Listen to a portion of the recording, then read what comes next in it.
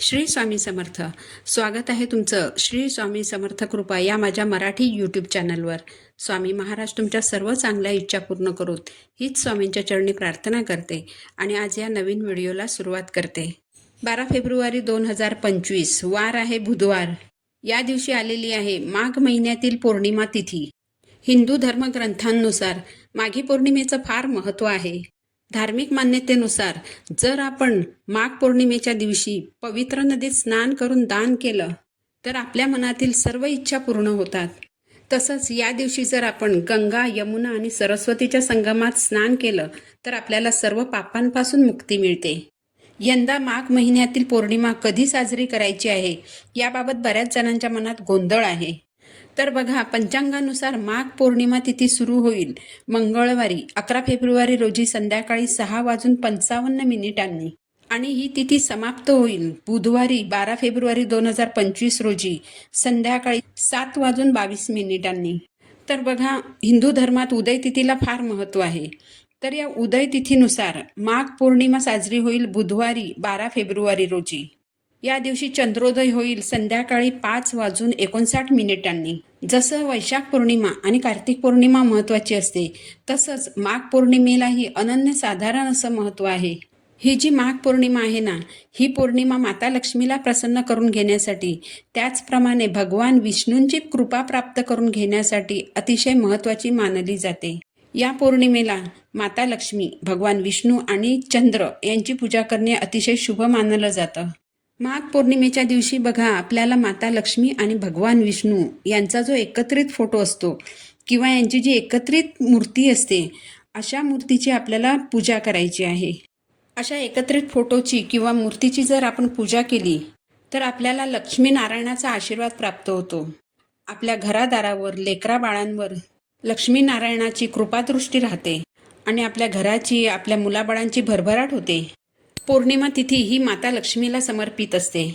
पौर्णिमेला एक बलवान आणि सौम्य तिथी असंही म्हटलं जातं.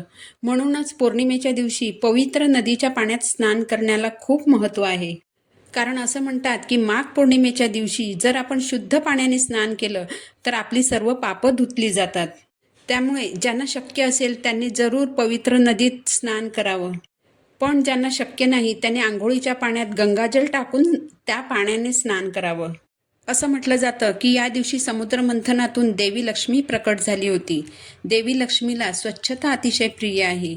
तर पौर्णिमा तिथी असल्याने स्नान केल्यानंतर मुख्य दरवाजा स्वच्छ करावा. पाण्यात हळद टाकून ते पाणी दरवाजाच्या बाहेर शिंपडावे. मुख्य दरवाजावर हळद कुंकवाने स्वस्तिक चिन्ह काढावे. बाजूला 2 रेषा आणि 4 ठिपके काढायला विसरायचं नाही. हळदीमध्ये थोडंसं गोमूत्र टाकून उंबरठ्याला हळदीचं लेपन करावं. छोटीशी का होईना रांगोळी काढावी. सुवासिक अगरबत्ती, धूप लावावा. या गोष्टी केल्यामुळे माता लक्ष्मी आपल्या घराकडे आकर्षित होते. बघा, पौर्णिमा हा दिवस माता लक्ष्मीला समर्पित असतो. म्हणून या दिवशी आपल्याला लक्ष्मी मातेच्या मूर्तीवर अभिषेक करून विधिवत पूजा करायची आहे. तुम्ही पाण्याने अभिषेक करू शकता. तुमच्याकडे जर थोडंसं केशर असेल तर केशराच्या 2 काड्या अभिषेकाच्या पाण्यात टाकून त्यानेही तुम्ही अभिषेक करू शकता. जर तुम्हाला दुधाने अभिषेक करणं शक्य असेल तर दुधामध्ये केशराच्या 2 काड्या टाकून त्या दुधानेही तुम्ही मूर्तीवर अभिषेक करू शकता. अभिषेक करत असताना ओम श्री म नमः या मंत्राचा 11 वेळा जप करावा.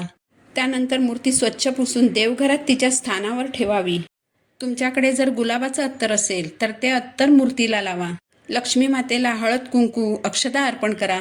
माता लक्ष्मीला लाल फुलं अतिशय प्रिय आहेत तर लाल फुलं अर्पण करा. तांदळाच्या खिरीचा नैवेद्य अर्पण करा. पौर्णिमेला श्रीयंत्राचं विशेष महत्त्व असतं. तर या माघ पौर्णिमेला आपल्याला न चुकता, न विसरता श्रीयंत्रावर कुंकुमार्चन हे करायचंच आहे. वर्षभरात ज्या विशिष्ट तिथी आणि सण येतात जसं की गुरुपुष्यामृत योग, लक्ष्मीपूजन, पौर्णिमा या तिथींच्या दिवशी श्रीयंत्रावर कुंकुमार्चन ही सेवा झालीच पाहिजे. देवी लक्ष्मीच्या चरणी कुंकुमार्चन ही सेवा रुजू केल्याने घरामध्ये सात्विक वातावरण निर्माण होतं. यामुळे घरातील नकारात्मक ऊर्जा कमी होते आणि सकारात्मक ऊर्जेचा प्रवाह वाढीला लागतो.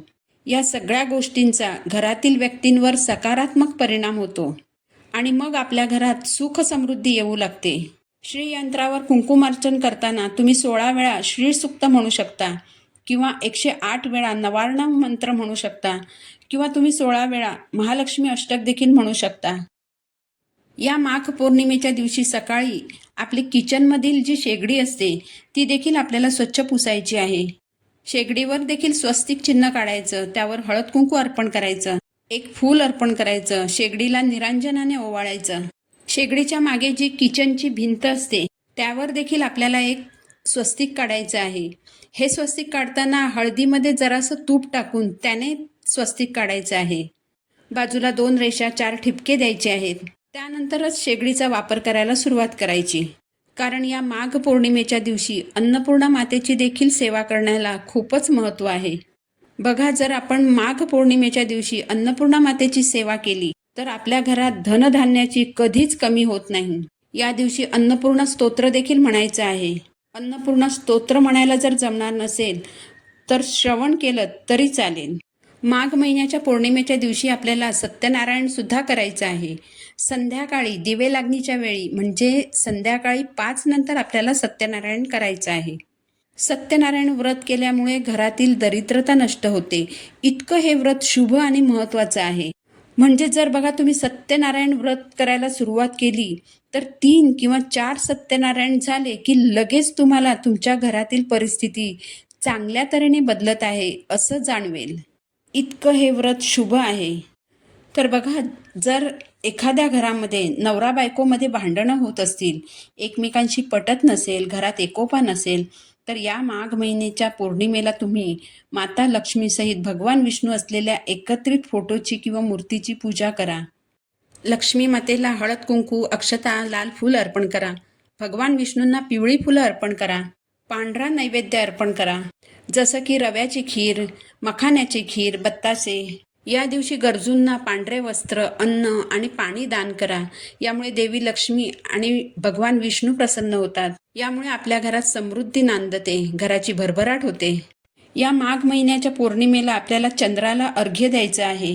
अर्घ्य देण्यासाठी थोडंसं कच्चं दूध घेऊन त्यात साखर आणि तांदूळ टाकायचे आणि चंद्राला अर्घ्य द्यायचं. चंद्राला अर्घ्य देताना ऐं क्लीं सोमाय नमः या मंत्राचा 11 वेळा जप करावा. याबरोबरच पौर्णिमेच्या या दिवशी न चुकता विष्णू सहस्रनामाचं पठण करायचं आहे. पठण करायला जर जमणार नसेल तर श्रवण तरी कराच.